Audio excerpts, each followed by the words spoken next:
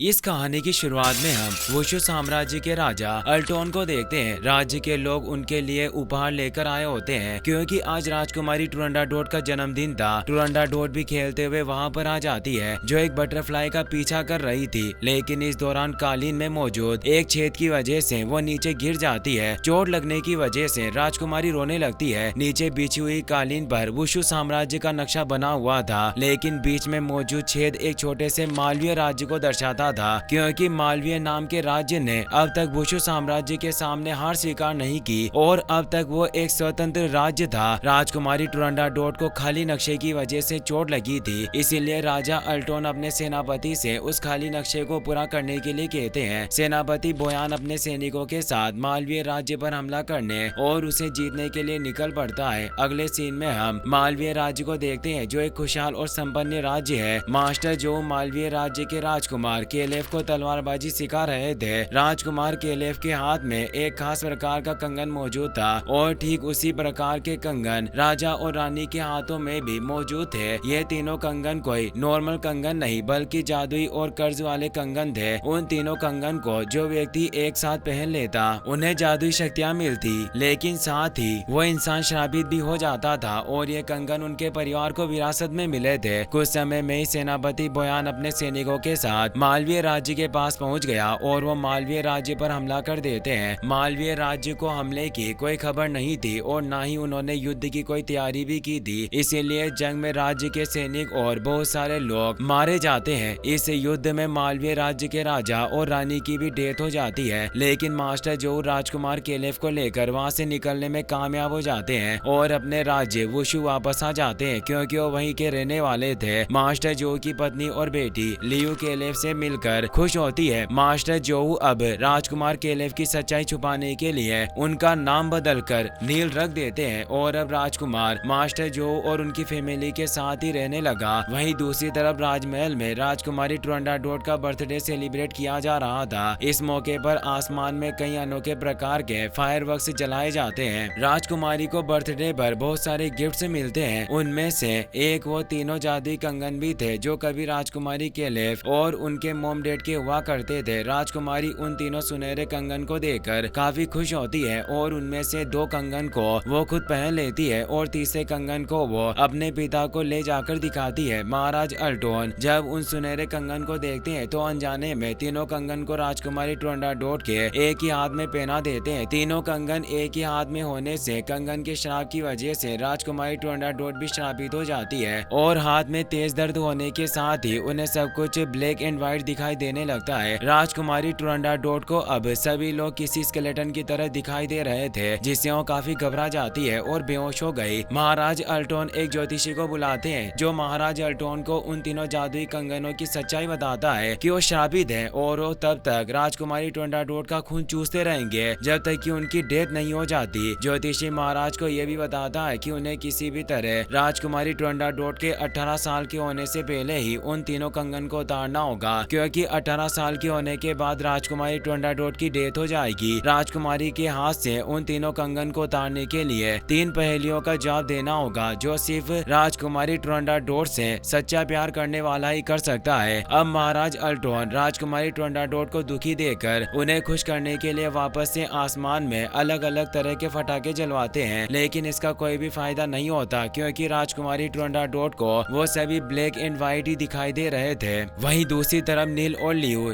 आतिशबाजी देखकर काफी खुश हो रहे थे। धीरे धीरे समय बीतता जाता है। नील काफी बड़ा हो गया, लेकिन उसे अभी भी पटाखे जलाने का बहुत शौक था, इसीलिए वो खुद से बेहतर तरीके के पटाखे बनाने की कोशिश कर रहा था। नील के पास लियू आती है जो नील को अपने साथ उस जगह पर ले जाती है जहाँ पर महाराज अल्टोन के लिए पटाखे बनाए जाते थे। वो दोनों चोरी छिपे उस जगह पर पहुँच गए थे क्योंकि वहाँ पर आम इंसानों का जाना सख्त मना था। अब नील और लियू को गार्ड्स देख लेते हैं, जिससे नील और लियू डर जाते हैं और वो दोनों सैनिकों से बचते हुए एक गुफा में आ जाते हैं और उस गुफा से होते हुए आगे बढ़ना जारी रखते हैं। वहीं दूसरी तरफ सेनापति बोयान को देखते हैं जो राजकुमारी टुरंडाडोट को तलवारबाजी सिखाने के लिए उनके पास आता है। राजकुमारी सेनापति बोयान से तलवारबाजी सीखने से मना कर देती है, लेकिन इसके बाद भी बोयान जब राजकुमारी टुरंडाडोट की तरफ आगे बढ़ता है तो राजकुमारी टुरंडाडोट तीनों कंगन से मिली जादुई शक्तियों की मदद से बिजली की रफ्तार से बोयान बोयान के पीछे आकर उसे हैरान कर देती है। बोयान एक बहादुर योद्धा था, इसीलिए वो राजकुमारी के पास जादुई शक्तियों के होने के बाद भी हार नहीं मानता और राजकुमारी टुरंडाडोर से लड़ना जारी रखता है। अब वो दोनों लड़ते हुए महल के बाहर आ जाते हैं। वहीं दूसरी तरफ हम नील और लियू को देखते हैं जो गुफा में से होते हुए उसी जगह पर आ गए थे जहाँ पर बोयान और राजकुमारी टुरंडाडोर आपस में लड़ रहे थे। बोयान को राजकुमारी से लड़ता देख नील बोयान को खुद से लड़ने के लिए चैलेंज करता है, क्योंकि उसे नहीं पता था कि बोयान और राजकुमारी टुरंडाडोर सिर्फ तलवारबाजी का अभ्यास कर रहे हैं। नील की बात सुनकर बोयान गुस्सा होकर नील से लड़ने लगता है और उन दोनों के बीच में एक खतरनाक फाइट होने लगती है। नील बोयान को कड़ी टक्कर दे रहा था जिसे बोयान पूरी तरह से हैरान था और नील से पूछता है कि क्या जो उसके मास्टर हैं। दरअसल मास्टर जो ने ही बोयान को भी ट्रेनिंग दी थी, इसीलिए बोयान और नील के तलवारबाजी की टेक्निक लगभग सेम थी। नील और बोयान लड़ना जारी रखते हैं, लेकिन नील बोयान के सामने ज्यादा देर तक टिक नहीं पाता और बोयान नील को मारने वाला था कि तभी वहाँ पर राजकुमारी आ जाती है जो नील को बचाने के लिए अपना हाथ आगे कर लेती है। बोयान की तलवार राजकुमारी के जादुई कंगन पर लगती है जिससे तलवार तो टूट जाती है लेकिन नील की जान बच जाती है। राजकुमारी टुरंडाडोर इसके बाद बोयान को वहाँ से वापस भेज देती है और नील से खुद को तलवारबाजी सिखाने के लिए कहती है, क्योंकि वो नील की तलवारबाजी से काफी इम्प्रेस हुई थी। राजकुमारी की बात मानकर नील राजकुमारी को तलवारबाजी सिखाने लग जाता है। इस दौरान नील का हाथ जब राजकुमारी टुरंडाडोर के जादुई कंगनों पर पड़ता है तो उसे विजन आना शुरू हो जाते हैं, क्योंकि असल में वो कंगन कभी नील और उसके पेरेंट्स के हुआ करते थे। लेकिन अब नील ये सारी बातें भूल चुका था। अब कहीं ना कहीं राजकुमारी टुरंडाडोर और नील एक दूसरे को पसंद करने लगे थे। राजकुमारी नील से पूर्णिमा की रात खुद से ना मिलने के लिए कहकर वहाँ से चली जाती है। अगले सीन में हम सेनापति बोयान को देखते हैं जो एक सीक्रेट गुफा में जादुई पानी में खड़ा होकर शक्तियाँ हासिल करने की कोशिश कर रहा था ताकि और भी शक्तिशाली बन सके, लेकिन इसका कोई भी फायदा नहीं होता। अब ज्योतिषी सेनापति बोयान को राजकुमारी टुरंडाडोर से शादी करने की सलाह देता है जिससे बोयान काफी शक्तिशाली बन सकता था और पूरा वुशु साम्राज्य उसका हो जाएगा। अगले सीन में हम नील को देखते हैं जो पूर्णिमा की रात राजकुमारी टुरंडाडोर के मना करने के बावजूद भी उनसे मिलने के लिए जाता है। नील जब राजकुमारी टुरंडाडोर के कमरे में पहुंचता है तो देखता है कि राजकुमारी टुरंडाडोर बंदी हुई थी। नील राजकुमारी को बंधा देखकर उन्हें खोलने लगता है, लेकिन राजकुमारी उसे ऐसा करने से मना करती है क्योंकि जादुई कंगनों के कर्ज की वजह से वो पूर्णिमा की रात खुद पर से काबू खो देती थी और इस दौरान वो किसी के ऊपर हमला न करे इसीलिए खुद को बांध कर रखती थी। नील राजकुमारी की बातों पर ज्यादा ध्यान नहीं देता और उन्हें खोलकर आजाद कर देता है। आजाद होते ही राजकुमारी नील के ऊपर अटैक कर देती है, लेकिन इससे पहले कि वो नील को मारती वो किसी तरह खुद को कंट्रोल करती है और नील को जल्द से जल्द वहाँ से चले जाने के लिए कहती। राजकुमार टुरंडाडोर का ये रूप देखकर नील वहाँ से चला जाता है। अगले दिन राजकुमारी टुरंडाडोर के पिता महाराज अल्टोन राजकुमारी के पास आते हैं और उन्हें बताते हैं कि लोंगफू राज्य के राजकुमार उसे देखने के लिए आने वाले हैं, इसलिए राजकुमारी तैयार हो जाए। राजकुमारी टुरंडाडोर लोंगफू राज्य का नाम सुनकर पूरी तरह से हैरान होती है और अपने पिता महाराज अल्टोन को याद दिलाती है कि लोंगफू राज्य के राजकुमार का छोटा भाई तो उसकी वजह से मारा गया था और अब वहाँ के राजकुमार उसे देखने के लिए आने वाले हैं। राजकुमारी को शक था कि कुछ तो गड़बड़ जरूर है, लेकिन महाराज अल्टोन राजकुमारी की बातों पर ज्यादा ध्यान नहीं देते और उन्हें रेडी होने के लिए बोलकर वहाँ से चले जाते हैं। अगले सीन में हम लोंगफू राज्य के राजकुमार को अपने लोगों के साथ राज्य के शहरों से होते हुए राजमहल की तरफ बढ़ते हुए देखते हैं, लेकिन इस दौरान लियू और उसका एक दोस्त साथ मिलकर राजकुमार का कीमती खंजर चुरा लेते हैं और वहाँ से भागने लगते हैं। अब राजकुमार भी अपने सैनिकों के साथ लियू और उसके साथी का पीछा करने लगते हैं। इस दौरान बाजार में काफी तोड़फोड़ होती है और लियू और उसका साथी अब भी राजकुमार और सैनिकों से बचकर भाग रहे थे। लियू और उसके साथी का पीछा करने के दौरान एक लकड़ी से बना टावर राजकुमार के ऊपर गिरने लगता है, लेकिन सही समय पर आकर नील राजकुमार को बचा लेता है। नील इसके बाद लियू और उसके साथी से चुराया हुआ सामान भी लेकर राजकुमार को वापस कर देता है। राजकुमार ये देखकर बहुत खुश होता है और नील को अपना भाई बना लेता है। जल्दी राजकुमार और नील के बीच में एक अच्छी बॉन्डिंग बन जाती है। अगले दिन राजकुमार जब राजकुमारी टुरंडाडोर से मिलकर उन्हें देखने जाता है तो मौका पाकर अपने खंजर से राजकुमारी के ऊपर हमला कर देता है, लेकिन राजकुमारी टुरंडाडोर अपनी शक्तियों की मदद से बड़ी आसानी से राजकुमार के हमले से बच जाती है। अब राजकुमार को बंदी बना लिया जाता है। दरअसल राजकुमारी टुरंडाडोट को पहले से ही राजकुमार के ऊपर शक था कि कुछ तो गड़बड़ जरूर है, और वो बिल्कुल सही थी, क्योंकि राजकुमार वहाँ राजकुमारी टुरंडाडोट को मारकर अपने भाई की मौत का बदला लेने आया था। अगले दिन राजकुमार को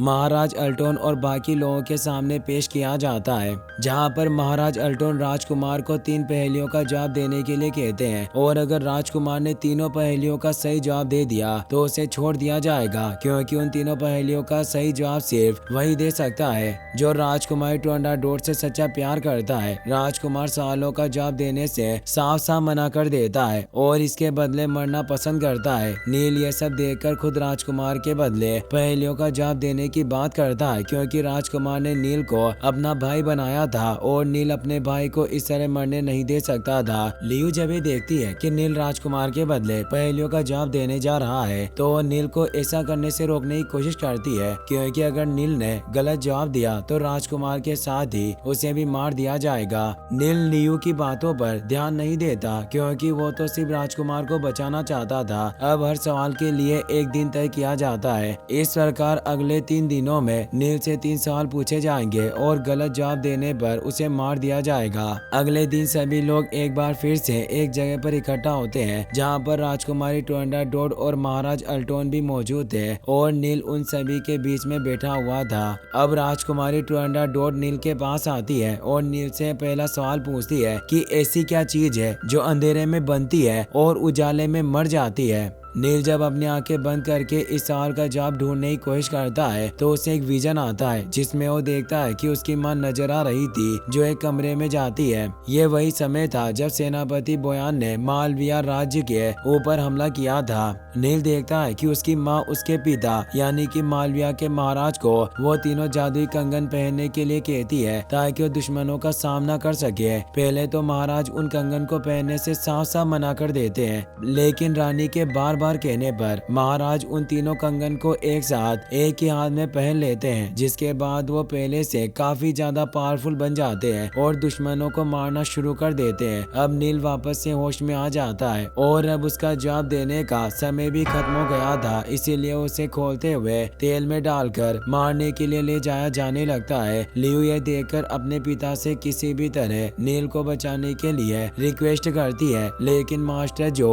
अब चाहकर भी कुछ नहीं कर सकते थे। अब नील को एक बार फिर से विजन आना शुरू हो जाता है, जिसमें वो देखता है कि उसकी मॉम उसे मास्टर जो के साथ जाने के लिए कह रही होती है और नील को बताती है कि वो उसकी आखिरी उम्मीद है। अब नील की आंखें खुल जाती है और वो जवाब देता है कि इस पहेली का जवाब उम्मीद है। नील के इस जवाब से राजकुमारी टुरंडाडोट का एक कंगन टूट जाता है, जो इस बात का सबूत था कि नील का जवाब सही है, लेकिन लोगों को लगता है कि जवाब गलत है, इसीलिए उसे खोलते हुए तेल में गिराया जाने लगता है। मास्टर जो ये देखकर नील की मदद करने के लिए आगे आते हैं और नील को खोलते हुए तेल में गिरने से बचने में मदद करते हैं। अब राजकुमारी टुरंडाडोट इशारा दे देती है कि जवाब सही है, जिसके बाद नील को सही जवाब देने पर छोड़ दिया जाता है और खुशी में पटाखे जलाए जाते हैं। अब टूटे हुए कंगन के टुकड़े जब महाराजा को दिखाए जाते हैं तो वो बहुत खुश होते हैं और नील द्वारा तीनों सवालों के सही जवाब देने पर उनकी शादी राजकुमार टुरंडाडोट से करवाने की बात करते हैं। वहीं दूसरी तरफ हम बोयान को देखते हैं, जिसके पास भी टूटे हुए कंगन का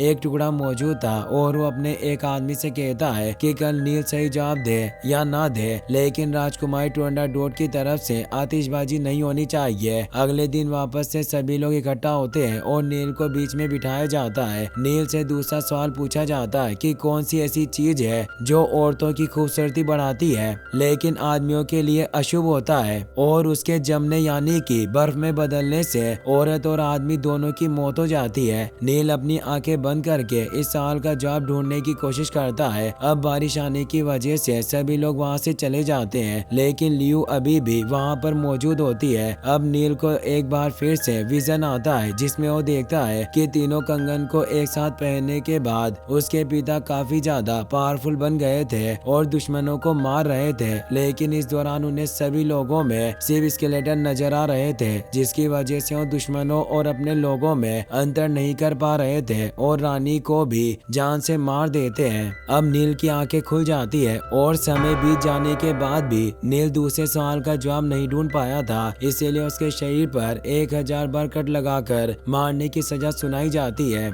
इसके बाद नील को सभी के सामने बांधकर चीरा जाने लगता है। अब नील को एक बार फिर से विजन आना शुरू हो जाता है, जिसमें वो देखता है कि उसकी मॉम को मारने के बाद उसके पिता ने खुद का भी गला काट कर खुद को खत्म कर लिया था। अब नील को पता चल जाता है कि दूसरे सवाल का जवाब कुछ और नहीं बल्कि खून है। नील के दूसरे सवाल का जवाब देने के बाद राजकुमारी टुरंडाडोट का दूसरा कंगन भी टूट जाता है। राजकुमारी सैनिकों से आतिशबाजी करने के लिए कहती है ताकि सभी को पता चल जाए कि नील ने सही जवाब दे दिया है। अब सेनापति बोयान के लोग वहां आकर आतिशबाजी होने से रोक देते हैं और बोयान सैनिकों से कहता है कि सवाल गलत है, इसीलिए नील को मार डालो। मास्टर जो को पता था कि नील ने सही जवाब दिया है, इसलिए वो बोयान से कहते हैं कि जरूर बारिश की वजह से आतिशबाजी नहीं हो पाई होगी। अब इस बात को लेकर मास्टर जो और बोयान के बीच में फाइट होना शुरू हो जाती है। वहीं दूसरी तरफ आतिशबाजी रोकने आए बोयान के लोगों को राजकुमारी टुरंडाडोट मार गिराती है। अब लियो भी वहां आकर सैनिकों से लड़ने लगती है और अपने पिता की मदद करती है। एक लंबी फाइट के बाद जब बोयान मास्टर जो से जीत नहीं पाता है तो लियो को पकड़ लेता है और उसके ऊपर अपनी तलवार तान देता है। नील ये देखकर बोयान से लियो को छोड़ने और उसके बदले खुद को मारने के लिए कहता है। बोयान ये सुनकर अपनी तलवार से नील के ऊपर हमला कर देता है, लेकिन वहाँ पर राजकुमारी टुरंडाडोट आकर बोयान के तलवार को तोड़ देती है और बताती है कि नील का जवाब सही है। मास्टर जो इसके बाद नील के साथ घर वापस आ जाते हैं, जहाँ पर नील मास्टर से पूछता है कि मेरा असली नाम तो केलेफ है, आपने मुझसे सब कुछ क्यों छुपाया। इस पर मास्टर कहते हैं कि आखिरकार तुम्हें सब कुछ याद आ ही गया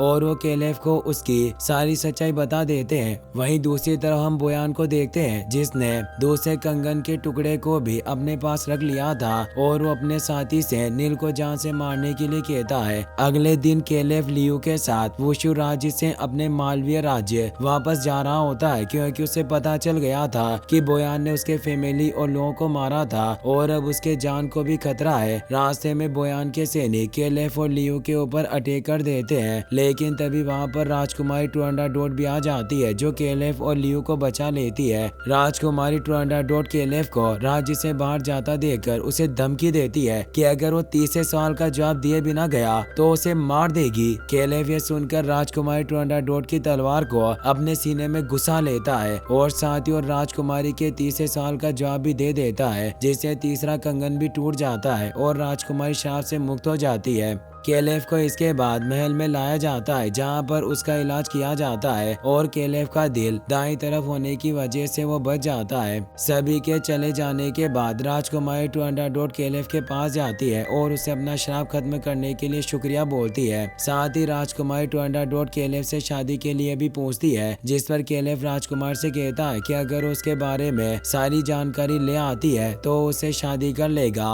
वहीं दूसरी तरफ हम बोयान को देखते हैं जिसने अब तीसरे कंगन का टुकड़ा भी हासिल कर लिया था और जब वो उन तीनों कंगन के टुकड़े के साथ जादुई पानी में जाता है तो वो काफी ज्यादा पावरफुल बन जाता है। ज्योतिषी ये देखकर बोयान को बताता है कि अब सिर्फ उसे कंगन का मालिक ही मार सकता है। बोयान ये सुनकर सबसे पहले ज्योतिषी को ही मार देता है क्योंकि वो कोई सबूत नहीं छोड़ना चाहता था। बोयान मास्टर को भी मारने की कोशिश करता है लेकिन वो इसमें असफल रहता है। इसके बाद हम ज्योतिषी को देखते हैं जो अभी भी जिंदा था और किसी तरह बचते हुए पटाखों के मास्टर के पास पहुंच गया था। बोयान इसके बाद नील के पास जाता है और उसे मारने लगता है, लेकिन तभी वहां पर राजकुमारी टुरंडाडोट आ जाती है। वो बोयान को ऐसा करने से मना करती है। बोयान राजकुमारी को बताता है कि नील उनके दुश्मन राज्य का है, जिस पर राजकुमारी टुरंडाडोट उसके बारे में अपने पिता से बात करने के लिए कहती है। बोयान अब भी नील को जान से मार देना चाहता था, जिस पर राजकुमारी उससे कहती है कि वो उसकी हर एक बात मानने के लिए राजी है, वो सिर्फ नील को छोड़ दे। इस पर बोयान राजकुमारी टुरंडाडोट को खुद से शादी करने के लिए कहता है, जिस पर राजकुमारी राजी हो जाती है।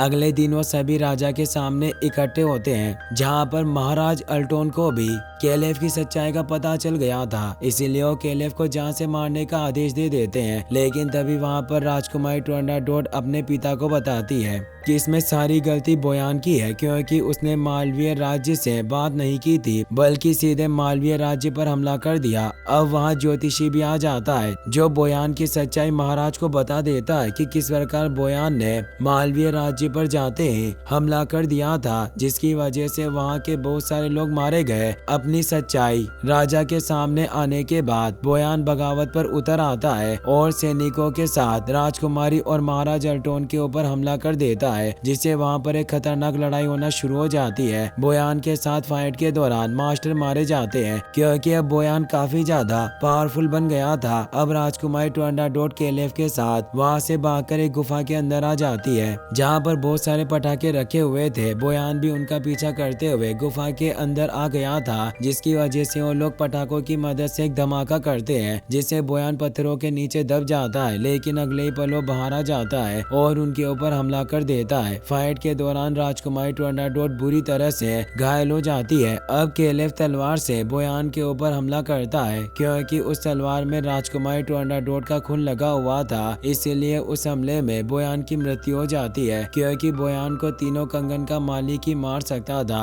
और राजकुमारी टुरंडाडोट उन तीनों कंगन की मालिक थी। फाइट के दौरान घायल होने की वजह से राजकुमारी टुरंडाडोट की भी डेथ हो जाती है, जिससे केलेव बहुत दुखी होता है, क्योंकि वो राजकुमारी से प्यार करता था। केलेव इसके बाद अपने राज्य मालविया वापस लौट जाता है और केलेव के जाने से लियो काफी दुखी और उदास थी। मालविया वापस आने पर केलेव को वहाँ का राजा बना दिया जाता है, जहाँ पर केलेव राजकुमारी टुरंडाडोट की याद में आतिशबाजी करता है और अपने राज्य पर शासन करता है। और इसी के साथ ये मूवी यहीं पर खत्म हो जाती है। ऐसी और वीडियो देखने के लिए आप एंड स्क्रीन पर क्लिक करके वॉच कर सकते हैं। Take care, good bye.